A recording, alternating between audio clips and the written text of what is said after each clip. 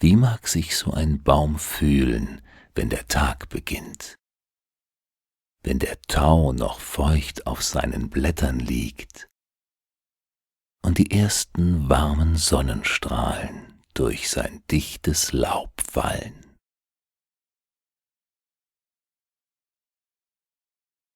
Geh einmal hin zu einem dieser Bäume.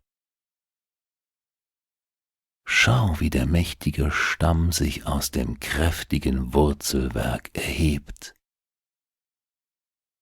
dem Himmel entgegenstreckt. Starke, knorrige Äste, die sich in zahllose Zweige teilen. Grüne Fächer, die die Sonne einfangen und den Tau. Wie er im Morgenlicht glitzert.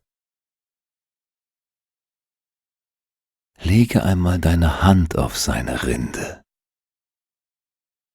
Rau und fest fühlt sie sich an, aber ganz lebendig. Darunter strömt seine Lebenskraft.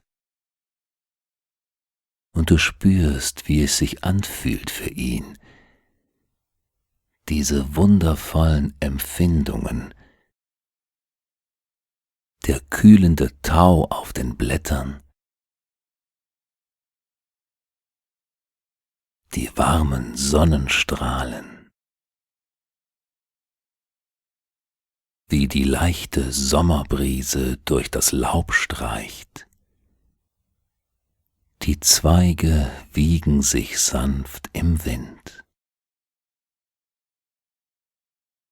Und es ist nun fast so, als seist du selbst der Baum. Spüre einmal, wie deine Wurzeln tief ins Erdreich hinabreichen. Tief, tief. Wir sehen ja sonst die Wurzeln nicht. Sie sind in der Erde verborgen. Aber auch im Erdreich breitet sich das Wurzelwerk weit aus. Ganz fest ruht es hier, so dass kein Sturm dem Baum etwas anhaben kann.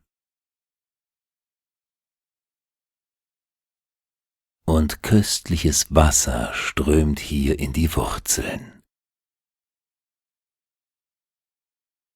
Wasser, das getränkt ist mit den Essenzen des Waldes, seiner Lebenskraft.